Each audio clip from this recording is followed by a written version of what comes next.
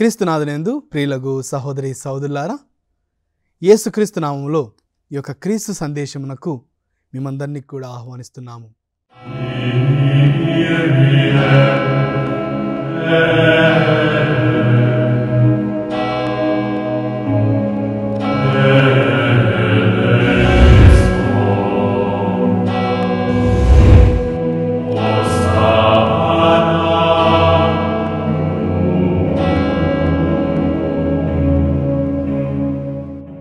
మరొక చిన్న ప్రార్థన చేసుకుందాం. ఓ ప్రభువా, మేమందరం కూడా మీ యొక్క వాక్యాన్ని ఆలకించబోతుండగా మీ యొక్క వాక్యం యొక్క బలమును శక్తిని మాకందరికీ తెలియజేసి మీ యొక్క వాక్యము ద్వారా మా యొక్క జీవితాల్లో మార్పును తెచ్చుకునే అవకాశమును వాక్యం వింటున్న ప్రతి ఒక్కరికి కూడా దయచేయమని ప్రభువా, మేమంతా కలిసి వాక్యాన్ని ధ్యానిస్తుండగా మీ యొక్క శక్తి మా మీద ఉంచమని ప్రార్థిస్తున్నాము. మరి ముఖ్యంగా వాక్యాన్ని ఆలకిస్తున్న ప్రతి ఒక్క బిడ్డను వారి కుటుంబ సభ్యులను దీవించమని ప్రార్థిస్తున్నాము. ఈ యొక్క మనల్ని మా నాథుడైన యేసుక్రీస్తు నామమున అడిగి వేడుకొంచున్నాం తండ్రి, amen. Praise the lord, praise the lord, hallelujah, hallelujah. ప్రియ సహోదరి సహోదరులారా, ఈ యొక్క క్రీస్తు సందేశంలో ఈరోజు మనం ధ్యానించేటటువంటి అంశము పునీత పౌలు మన పరివర్తనము. మనకందరికీ కూడా పౌలు అనేటువంటి ఒక వ్యక్తి చాలా పరిచయితుడు. తన లేఖలు మనకెంతో లోతైనటువంటి అర్థాన్ని తెలియజేస్తూ వివిధ వయసుల్లో ఉన్నటువంటి వారికి తాను రాసినటువంటి ఆ యొక్క లేఖలలో ఎంతో అర్థవంతపూర్వకమైనటువంటి విషయాలను మనకు తెలియజేశాడు.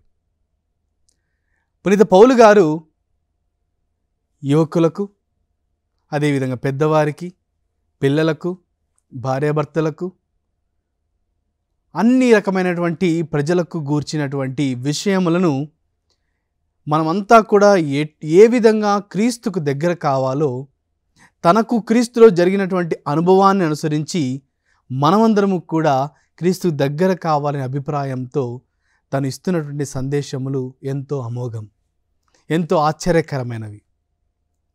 కానీ ఇంత గొప్ప పునీతునికి ఉన్నటువంటి ఒక చరిత్రను మనము నెమరు వేసుకుంటే ఆ యొక్క చరిత్ర ద్వారా మన యొక్క జీవితాలు కూడా ఎన్నో విధాలుగా మార్చుకోవచ్చు. సాధారణంగా మనము మన కుటుంబాలు జీవిస్తున్నప్పుడు, మన యొక్క సాంఘిక జీవితాన్ని జీవిస్తున్నప్పుడు మనకు అనిపిస్తూ ఉంటుంది, నేను ఎప్పుడు నా జీవితాన్ని మార్చుకోవాలి. జనవరి 1 వచ్చినప్పుడు, నూతన సంవత్సరం ప్రారంభించినప్పుడు ఎన్నో చేయాలనుకుంటాం, ఎన్నో ప్రణాళికలు లిఖిస్తూ ఉంటాం, రాసుకుంటూ ఉంటాం. కానీ కొద్ది రోజుల తర్వాత, కొద్ది నెలల తర్వాత మళ్ళీ మన యొక్క జీవితము పాత మార్గంలోనికి పడిపోతుంటుంది. ఇది సాధారణంగా మనం అనుభవించేటటువంటి విషయాలు. కానీ ఈ యొక్క పునీతుడు ప్రత్యేకంగా తన యొక్క జీవితాన్ని పూర్తిగా మార్చేసుకున్నాడు. ఇదివరకే ఒకసారి మనం పునీత పౌలు అనే ఒక అంశాన్ని మనం ధ్యానించుకున్నాం. కానీ ఇప్పుడు పునీత పౌలు యొక్క మన పరివర్తనము, తన యొక్క జీవితం యొక్క పరివర్తనం ఏ విధంగా జరిగింది, ఆ యొక్క పరివర్తనం ద్వారా మన యొక్క జీవితాల్లో కూడా ఏ విధంగా మార్పు తెచ్చుకోవచ్చు, ఈ యొక్క మార్పు ద్వారా మనము క్రీస్తుకు ఏ విధంగా దగ్గర కావచ్చు అనే విషయాలను మనం తెలుసుకుందాం. ఈ యొక్క పునీత పౌలు గారు ఎన్నో అద్భుతమైనటువంటి లేఖలు రాస్తూ ఉన్నాడు. ఆ యొక్క లేఖలలో తన అనుభవాన్ని గూర్చినటువంటి విషయాన్ని కూడా రాస్తూ ఉన్నాడు. మరి క్రైస్తవులమైన మనందరికీ కూడా ఒకవేళ ప్రశ్నిస్తే మీరు చెప్తూ ఉంటారు, అవును, పునీత పౌలు గారికి ఏ విధంగా దర్శనం కలిగింది, ఆ యొక్క వెలుగును చూసి అతను కింద పడిపోగా ఏ విధంగా క్రీస్తు స్వరం వినిపించి సౌలు సౌలు నన్నేలా హింసిస్తున్నావు అన్నప్పుడు మీరెవరండి ప్రభు, మీరెవరు అని ప్రశ్నిస్తున్నటువంటి సందర్భంలో నీవు హింసిస్తున్న యేసును నేనే అని ప్రభు చెప్పిన ఒక్క సమాధానం తన యొక్క జీవితాన్ని మార్చివేసింది. ఈ యొక్క సంఘటన బైబిల్లో లిఖించబడిన ఈ యొక్క సంఘటన నీకు నాకు అందరికీ కూడా తెలిసినటువంటిది. కానీ ప్రియ సహోదరి సహోదరులారా, గుర్తించాలి, మనము ఎలాంటి సందర్భాల్లో జీవిస్తున్నామంటే ఆఖరి దినములలో జీవిస్తున్నాము. ప్రపంచమంతా కూడా పరిశుద్ధ గ్రంథంలో ఉన్నటువంటి ప్రవచనాలు నెరవేరుతున్నాయని, విచిత్రమైన సంఘటనలు జరుగుతూ ఉన్నాయని, అనుకోని విధంగా రోగాలు రావడం, అనుకోని విధంగా మనుషులు చనిపోవడం, మరి అదేవిధంగా ఈ యొక్క లోకంలో ఈ యొక్క వైపరీత్యాలు జరుగుతూ ఉండడం, ఇవన్నీ కూడా మనం గమనిస్తున్నాం. ఈ యొక్క విషయాలన్నీ కూడా మనం గమనిస్తున్నప్పుడు మన జీవితంలో మనం గుర్తుపెట్టుకోవాల్సిన విషయం ఏంటంటే, ఇదిగో 2000 సంవత్సరాల క్రితం యేసు ప్రభు చెప్పిన విషయాలు ఈరోజు నెరవేరుతున్నాయి. ఇంకా అంత ముందుగానే ప్రవక్తలు చెప్పిన ప్రవచనాలు ఈరోజు నెరవేరుతున్నాయి. అనగా మనమందరం కూడా ఆఖరి దినముల్లో ఉన్నాము.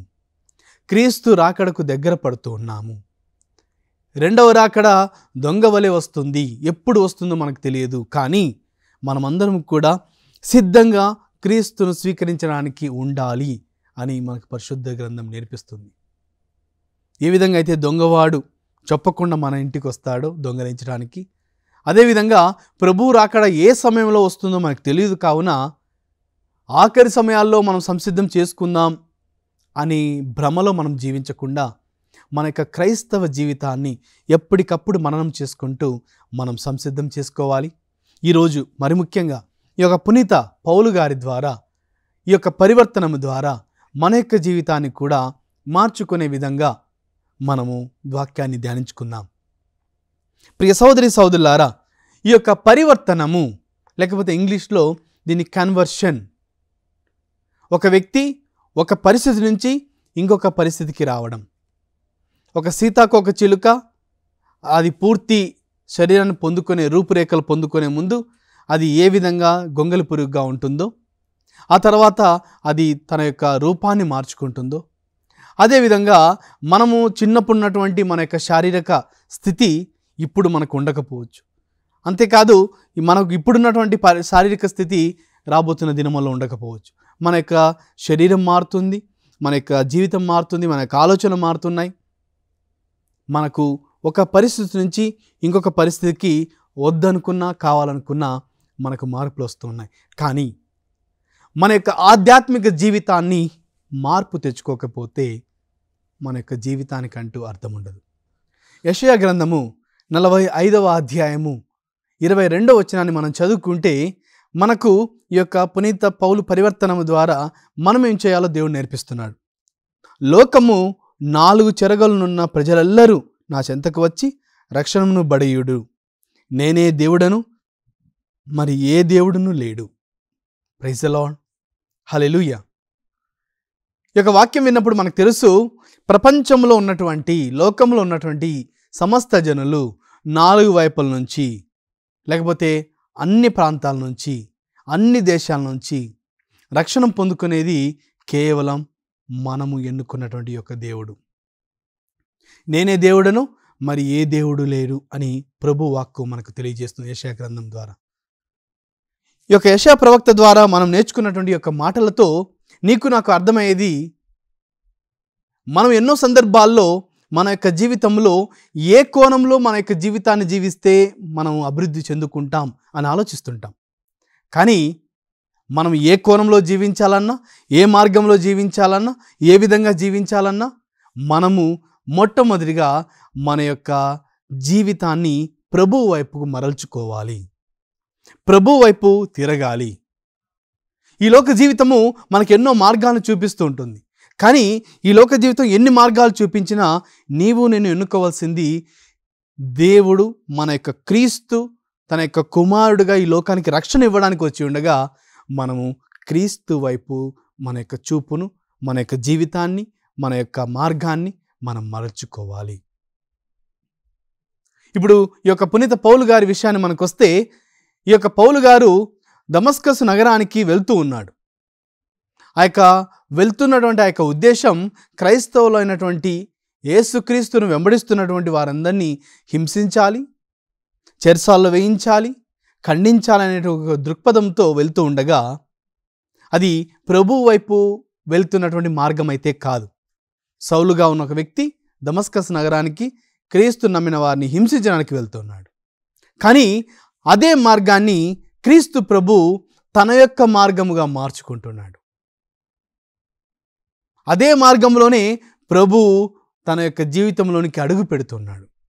మరి మనం అందరం కూడా ఈ లోక జీవితం ఎన్నో కోణాలు, ఎన్నో మార్గాలు చూపిస్తుండగా మన యొక్క జీవితము యేసుక్రీస్తు వైపు ఉందా, మన యొక్క ప్రభువు వైపు ఉందా, లేకపోతే మన యొక్క జీవితము వేరొక వైపు ఉందా? ప్రభు తెలియజేస్తున్నాడు, నేను దేవుడను, మీకు మరొక దేవుడు లేడు. రక్షణము కేవలం మన యొక్క ప్రభువు నుంచి. అనగా మన యొక్క జీవితాన్ని మొట్టమొదటిగా మనము దేవుని వైపు మరల్చుకోవాలి.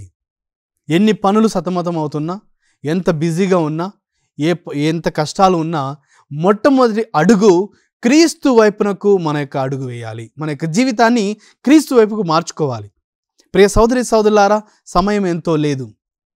మన యొక్క జీవితాలు చిన్న జీవితాలు. ఈ రోజుల్లో మీకు అందరికీ కూడా తెలుసు, వాట్సాప్స్లో, ఫేస్బుక్, మరి ఇన్స్టాగ్రామ్, అదేవిధంగా సోషల్ మీడియాలో, వార్తల్లో మనం ఎన్నో చూస్తున్నాం. చిన్న పిల్లల నుంచి పెద్దల వరకు ఎప్పుడు ఎవరికి హార్ట్ అటాక్ వస్తుందో కూడా తెలియట్లేదు. ఆరోగ్యంగా ఉంటున్న వ్యక్తులకు కూడా, బలంగా ఉన్నటువంటి వ్యక్తులకు కూడా, ఎలాంటి రోగం లేనటువంటి వ్యక్తులకు కూడా సడన్గా కుప్పకూలిపోతున్నారు. ఇలాంటి సందర్భాల్లో మన మరణం ఎప్పుడు ఉంటుందో తెలియదు. కావున మనం సంసిద్ధంగా ఉన్నటువంటి క్రైస్తవుల వలె ఉండాలి. కానీ ఎప్పుడొస్తాలే, అప్పుడు చూద్దాంలే, మార్చుకుందాం అనేటువంటి విషయాలు చెప్పడానికి మనకు ఇక్కడ సమయం లేదు. ఈ యొక్క సౌలుగా ఉన్నటువంటి యొక్క వ్యక్తి ఏ విధంగా మార్చబడ్డాడు మనం అందరం కూడా పాడుతూ ఉంటాం. హింసకుడు, దూషకుడు, హానికరుడైన సౌలును పిలచితివి, పౌలుగా మార్చితివి. ఆ యొక్క ప్రభు సౌలుగా ఉన్నటువంటి వ్యక్తిని పౌలుగా మారుస్తున్నాడు. పాపాత్ములుగా ఉన్నటువంటి మనల్ని దేవదూతలుగా మార్చగలుగుతాడు. దేవుని వైపు కాకుండా వేరే మార్గంలో వెళ్తున్నటువంటి మనము దేవుని యొక్క మార్గం నడిపిస్తాడు. మనం ఎన్ని తలంచినా, ఎన్ని అనుకున్నా మన యొక్క జీవితాన్ని నేను క్రీస్తు వైపుకు మరల్చుకోవాలి. క్రీస్తు వైపుకు మరల్చుకున్నటువంటి సమయంలోనే ప్రభు యొక్క కృప కూడా మన మీద పనిచేస్తూ ఉంటుంది.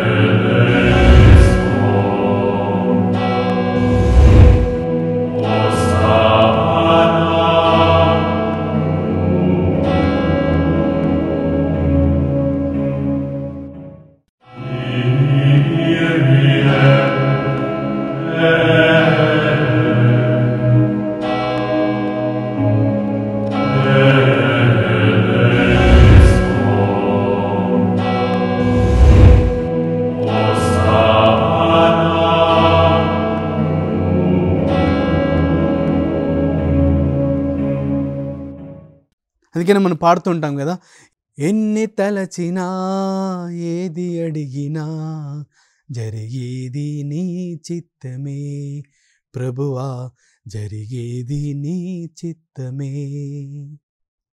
ప్రియ సోదరి సోదరులారా, గుర్తించాలి, మన యొక్క ప్రభు మనకు అన్ని సమయాలలో, అన్ని సందర్భాల్లో తన యొక్క ప్రణాళికను మనకు తెలియజేస్తున్నాడు. భవిష్యత్తులో జరగబోయేటటువంటి సంఘటనలను, దర్శనాలను గూర్చినటువంటి విషయాలను మనకు పరిశుద్ధ గ్రంథం తెలియజేస్తుంది. మన యొక్క ఏ విధంగా సృష్టి ఆరంభమైంది, ఏ విధంగా సృష్టి అంతం కాబోతుంది, ఏ విధంగా ప్రభు రాబోతున్నాడు, ఏ విధంగా మెస్సయ్య వచ్చిపోయాడు, ఏ విధంగా రక్షణ యేసుక్రీస్తు తీసుకొచ్చాడు, ప్రతి విషయానికి కూడా దేవుడు క్లుప్తంగా తెలియజేశాడు. నీకు నాకు ఎలాంటి అవకాశం లేదు. నాకు దేవుడు చెప్పలేదు, నాకు ఎవరు చెప్పలేదు, నా తల్లిదండ్రులు చెప్పలేదు. ప్రతి సందర్భంలో, ప్రతి విషయంలో దేవుని యొక్క వాక్కు నీతో వ్యక్తిగతంగా మాట్లాడుతుంది. దేవుని యొక్క వాక్కు నాతో వ్యక్తిగతంగా మాట్లాడుతుంది. మనం చెడు మార్గంలో పోతున్నప్పుడు పవిత్రాత్మ దేవుడు మనం ఏది చేయాలో, ఏది చేయకూడదో మనకు తెలియజేస్తున్నాడు. అన్నీ తెలిసిన తర్వాత కూడా మనం పాపంలో పడిపోతుంటే ప్రభు ఇప్పుడు కూడా గుర్తు చేస్తున్నాడు. అదేమిటంటే, ఇదిగో నువ్వు నా వైపు నీ జీవితాన్ని మరల్చుకో. ఎటు వెళ్ళినా, ఎటు తిరిగినా చివరికి మనం అందరం కూడా ప్రభు చెంతకు రావాల్సిందే. మన యొక్క గమ్యము మన ప్రభువే, మన యొక్క జీవితం మన యొక్క ప్రభువే, మన యొక్క లక్ష్యము మన యొక్క ప్రభువే. మన యొక్క ప్రభువు లేనటువంటి మన యొక్క జీవితము వ్యర్థము అని నేను ఈరోజు గుర్తు చేసుకోవాలి. పౌలు గారు ఎంతో కఠినంగా, ఇదిగో క్రీస్తు నమ్ముకున్న వారందరినీ కూడా నేను హింసిస్తాను, వాళ్ళందరినీ కూడా ఈ లోకంలో వాళ్ళ యొక్క పేరు వినిపించకుండా చేస్తాను అని భ్రమలో ముందుకు వెళ్తూ ఉండగా తన యొక్క మార్గము మధ్యలో త్రుంచివేయబడింది. తన యొక్క జీవితము త్రుంచివేయబడింది. తన యొక్క జీవితము కింద పడిపోయే విధంగా జరిగింది. మనకందరికీ కూడా తెలుసు. మన యొక్క వాక్యాన్ని ఒకసారి చదువుకుంటే ఏ విధంగా సౌలు నేల మీద పడిపోగా అనే వాక్యం చదువుతుంది. ఒకసారి వాక్యాన్ని చూద్దాం. అపోస్తుల కార్యములు 9వ అధ్యాయము 4వ వచనాన్ని మనం చదువుకుంటే, అప్పుడు అతడు నేల మీద పడిపోగా. ఆ యొక్క సౌలుగా ఉన్నటువంటి ఒక వ్యక్తి ఎప్పుడైతే దేవుని యొక్క వెలుగు తన మీద ప్రకాశింపచేయబడిందో, ఆ యొక్క వెలుగును చూచినటువంటి ఈ యొక్క సౌలు నేల మీద కింద పడిపోయాడు. మనం దీన్ని కూడా అర్థం చేసుకోవచ్చు. తను వెళ్తున్నటువంటి యొక్క మార్గంలో దేవుడు ఎన్నో విధాలుగా చేయవచ్చు, కానీ నేల మీద పడిపోయే విధంగా చేశాడు. ఎందుకంటే అతను అనుకున్నాడు, నేను ఏదో సాధించబోతున్నాను, నేను ఏదో గొప్ప పని చేయబోతున్నాను. కానీ ప్రభు గుర్తు చేస్తున్నాడు. ప్రభు మనల్ని ఎన్నో సందర్భాల్లో కింద పడివేస్తాడు. దాని యొక్క అర్థము దేవుడు నిన్ను నన్ను శిక్షించాలని కాదు. నీవు నేను బాధపడుతుంటే దేవుడు అక్కడ నవ్వుకోవాలని కాదు.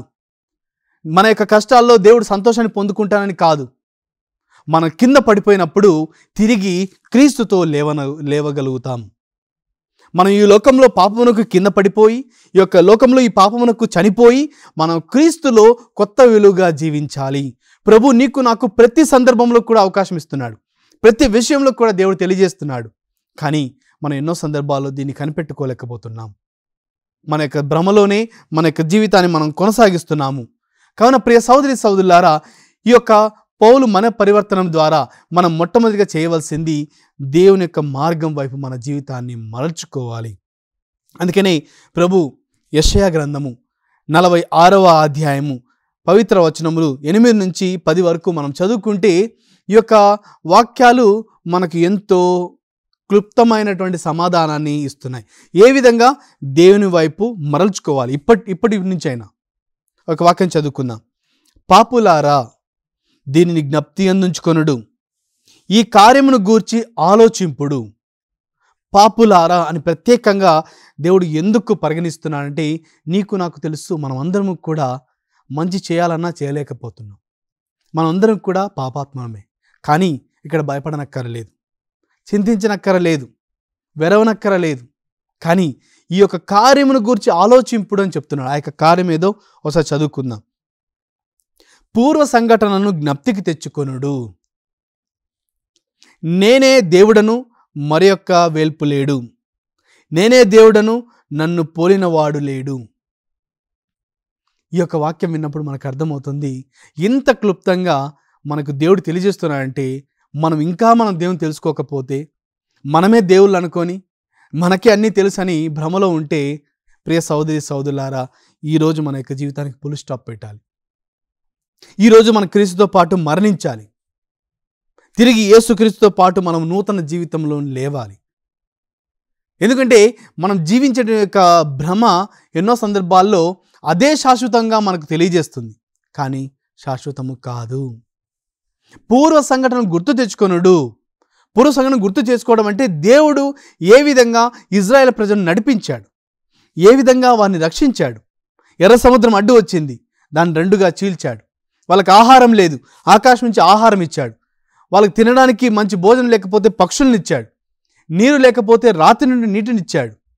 మరి వారికి పగలు రాత్రి అగ్నిస్తంభం వలె, మేఘస్తంభం వలె దేవుడు వారికి కంటికి రెప్పలా కాచుకొని వాళ్ళని కాపాడి వాళ్ళని వాగ్దాన భూమికి నడిపించాడు. మరి ఈరోజు మన యొక్క జీవితం, మనం పుట్టినప్పటి నుంచి మనం జీవించినంత జీవితం వరకు దేవుడు ఏ విధంగా నడిపించాడో ఒకసారి గుర్తు చేసుకోండి. తల్లిదండ్రులారా, మీ యొక్క పిల్లలతో సంభాషించండి. దేవుడు చెప్పినటువంటి, దేవుడు చేసిన గొప్ప కార్యములను మీ పిల్లలకు తెలియజేయండి. యువకులారా, మీరు అనుభవిస్తున్నటువంటి ఆ యొక్క అద్భుత కార్యములను మీ యొక్క స్నేహితులతో పంచుకోండి. ఎన్నో కబుర్లు చెప్పుకుంటుంటాం, తప్పులేదు. కానీ దేవుని గూర్చినటువంటి సంఘటనలను, దేవుడు చేసిన అద్భుతములను మన కుటుంబాల్లో సంభాషిస్తున్నామా? ప్రశ్నించుకుంటున్నామా? దేవుడు ఏ విధంగా నడిపించాడో మనం మాట్లాడుకుంటున్నామా? లేక మాకు బంధువుల గురించి, వాళ్ళు ఈ విధంగా నాశనం చేశారు, వాళ్ళు మనల్ని మోసం చేశారు, వీళ్ళు ఈ విధంగా ఉన్నారని నెగిటివ్ విషయాలు, అనగా లేనిపోని విషయాలు సృష్టించి, లేకపోతే వారి యొక్క మనసుల్లో లేనివన్నీ చెడు విషయాలు తెలియజేసి వారి యొక్క జీవితాన్ని నాశనం చేయకండి. తల్లిదండ్రులు అందరూ కూడా గుర్తుపెట్టుకోవాలి. అదేమిటంటే, నేను ఇంత కఠినంగా చెప్పడానికి దానికి ఒక ఉద్దేశం ఉందండి. ఇంత కఠినంగా చెప్పడానికి దానికి ఒక ఉద్దేశం, చాలా లోతైనటువంటి ఉద్దేశం. ఎందుకంటే రాబోతున్న రోజులు ఇంకా విచిత్రంగా మారబోతున్నాయి. ఈ రోజుల్లో చాలా సందర్భాల్లో ప్రార్థన లేనటువంటి జీవితాలు, ఏదో సాంప్రదాయక పూర్వకమైనటువంటి దివ్యబలి పూజలు, వెళ్ళామంటే వెళ్ళాం అనేటువంటి దివ్యబలి పూజలు, ఇవన్నీ కూడా మనం మానుకోవాలి. క్రీస్తు రాకడ దగ్గర పడుతుండగా సౌలుగా ఒక వ్యక్తి పౌలుగా మారిపోయాడు. మన యొక్క జీవితాన్ని మనం మార్చాలి అంటే మన క్రీస్తు వైపు మన యొక్క జీవితాన్ని మార్చుకోవాలి. క్రీస్తులో మన యొక్క గమ్యాన్ని మనం ఉంచుకోవాలి. క్రీస్తే నా గమ్యము అని మనం గుర్తుపెట్టుకున్నప్పుడే ఆ యొక్క క్రీస్తు శక్తి మన మీద చాలా ప్రభావితం కావించబడుతుంది. మనం ఎంతగానో లోతుగా ధ్యానించుకోగలుగుతాం. ఆ యొక్క అంత హింసకుడు, దూషకుడుగా ఉన్నటువంటి ఒక వ్యక్తిని క్రీస్తు మార్చగలిగితే మనం సాధారణమైనటువంటి పాపాత్ములం. పెద్ద పెద్ద మర్డర్ చేసి ఇతను చంపి చేసేటువంటి పాపాత్మం అయితే కాదు. చిన్న చిన్న తప్పులు మన జీవితంలో దొర్లుతూ ఉంటాయి. కానీ వాటిని అవకాశంగా చేసుకొని మనం క్రీస్తు దగ్గరకు ముందుకు వెళ్తూ ఉండాలి. ఏ విధంగా అయితే ఈ యొక్క సాంఘిక జీవితంలో చెప్తూ ఉంటారు, నీ యొక్క విఫలమైనటువంటి సందర్భాలు make your failures as a stepping stone for your success అని అంటూ ఉంటారు. అనగా నువ్వు ఎప్పుడైతే విఫలమవుతున్నామో, నువ్వు కింద పడిపోయిన ప్రతి సందర్భాన్ని కూడా నువ్వు విజయం పొందుకోవడానికి ఒక స్టెప్గా, ఒక అడుగుగా మార్చుకొని ముందుకు వెళ్ళని చెప్తున్నారు. అదేవిధంగా మన జీవితంలో దొర్లే చిన్న చిన్న తప్పులు, చిన్న చిన్న పాపాలు, వాటి ద్వారా దేవుని ఎక్కువగా తెలుసుకొని మనం మన యొక్క దేవుణ్ణి చేరుకోవడానికి నేను మనం అందరం కూడా ప్రయత్నం చేయాలి ప్రియ సహోదరి సహోదరులారా. కావున ఈరోజు ఈ యొక్క పౌలు పరివర్తనము ద్వారా మనం ఏ విధంగా అయితే మన యొక్క జీవితాన్ని గమ్యం వైపు మార్చుకోవాలని నేర్చుకున్నామో మనం అందరం కూడా ప్రయత్నం చేద్దాం. మనకిప్పటికేం లేట్ కాలేదు. కావున మనం ఒక్కసారి మన యొక్క జీవితానికి ఫుల్ స్టాప్ పెట్టి ఒక్కసారి ఆలోచించండి. పూర్వము దేవుడు చేసినటువంటి విషయాలు. అదేవిధంగా యెషయా గ్రంథము 46వ అధ్యాయం 10వ వచనం మనం చదువుకుంటే చివరిగా, మొదటి నుండి నేను జరగబో కార్యములు నెరగించి తిని, దేవుడు జరగబోయేటువంటి విషయాలు మనకు తెలియజేశాడు. ముందుగానే భవిష్యత్తును తెలియజేసి తిని, నేను చెప్పుచున్నాను, నా సంకల్పము నెరవేరి తీరును, నేను చేయదలుచుకున్న కార్యములనెల్లా చేసి తీరుదును. ప్రభు చెప్తున్నాడండి. అతను అనుకున్న ప్రతిదీ కూడా జరగబోతుంది. ప్రతి ఒక్క కార్యము కూడా నెరవేర్చబడుతుంది. అంతేకాదు మనకు దేవుడు భవిష్యత్తును కూడా మనకు పరిశుద్ధ గ్రంథం నెరవేర్చి ఉన్నాడు, తెలియజేస్తున్నాడు. ఏ విధంగా జరగబోతుందో, ఆఖరి దినములు ఏ విధంగా ఉండబోతున్నాయో ప్రతి ఇది కూడా ప్రవచనాల ద్వారా, పరిశుద్ధ గ్రంథం ద్వారా దేవుడు తెలియజేస్తూనే ఉన్నాడు. కానీ ఇంత సమాచారం మనకు తెలిసినా మనం దేవునిలో అడుగు పెట్టకపోతే మన యొక్క క్రైస్తవ జీవితాన్ని ఒక్కసారి మననం చేసుకోవాలి. ఒక్కసారి ఆపి క్రీస్తుతో నా యొక్క జీవితాన్ని నేను మొదలు పెడతాను, క్రీస్తుతో నా యొక్క జీవితాన్ని నేను అడుగు పెడతాను. మన యొక్క కుటుంబ ప్రార్థన, కుటుంబంలో దేవుని యొక్క విషయాలను చర్చించుకోవడం, పరిశుద్ధ గ్రంథం గురించిన విషయాలను చర్చించుకోవడం, ఎన్నో సినిమాల గురించి చర్చించుకునే సమయం ఉంది మనకు. కానీ వాటి చర్చించుకోండి, నాకు అనవసరం. కానీ దేవుని గూర్చినటువంటి విషయాలను సంభాషించండి. మీ యొక్క పిల్లలతో పంచుకోండి. పిల్లలు మీ తల్లిదండ్రులతో దేవుడు చేసిన అద్భుతములు పంచుకోండి. మనకు దేవుడు చేసిన ప్రతి ఒక్క విషయాన్ని కూడా మనం పంచుకొని క్రీస్తులో ఎదుగుదాం. మనం కూడా ఒక పౌలును ఒక ఉదాహరణగా తీసుకొని మనం ఎదుగుదాం. మరి వచ్చే వారం కూడా ఇదే సమయానికి మనము పౌలును గూర్చి ఇంకా కొన్ని విషయాలు తెలియజేసుకుందాం. మరి చివరిగా చిన్న ప్రార్థన చేసుకుందాం. ఓ ప్రభువా, పునీత పౌలు మన పరివర్తనము ద్వారా మా యొక్క జీవితంలో ఏ విధంగా మీ వైపు తిరిగి మేము జీవించాలో, మా యొక్క జీవితాలను మీ యొక్క గమ్యం వైపు నడిపించుకోవాలో, మీ వైపు మరల్చుకొని మీలో కొత్త జీవితాన్ని ప్రారంభించుకునే అవకాశమును మాకు ఇచ్చినందులకై, వాక్యం విన్న ప్రతి ఒక్కరికి కూడా ప్రభువా మీ యొక్క కృప ద్వారా వారి యొక్క జీవితాన్ని నూతనంగా మార్చుకోవడానికి గొప్ప అవకాశం దయచేయమని, వారి యొక్క జీవితాల్లో గొప్ప అద్భుతమైన సంఘటనను నెరవేర్చమని ప్రార్థిస్తున్నాము. ఈ యొక్క మనల్ని మా నాథుడైన యేసుక్రీస్తు నామమున అడిగి వేడుకొంచున్నాం తండ్రి, ఆమెన్. ప్రైజ్ ది లార్డ్, హల్లెలూయా. ప్రియ సహోదరి సహోదరులారా, వచ్చే వారం ఇదే సమయానికి పునీత పౌలు మన పరివర్తనం 2వ భాగం ద్వారా మన వాక్యాన్ని ధ్యానించుకుందాం. దేవుడు మిమ్మల్ని అందరినీ కూడా దీవించునుగాక. May God bless all of you.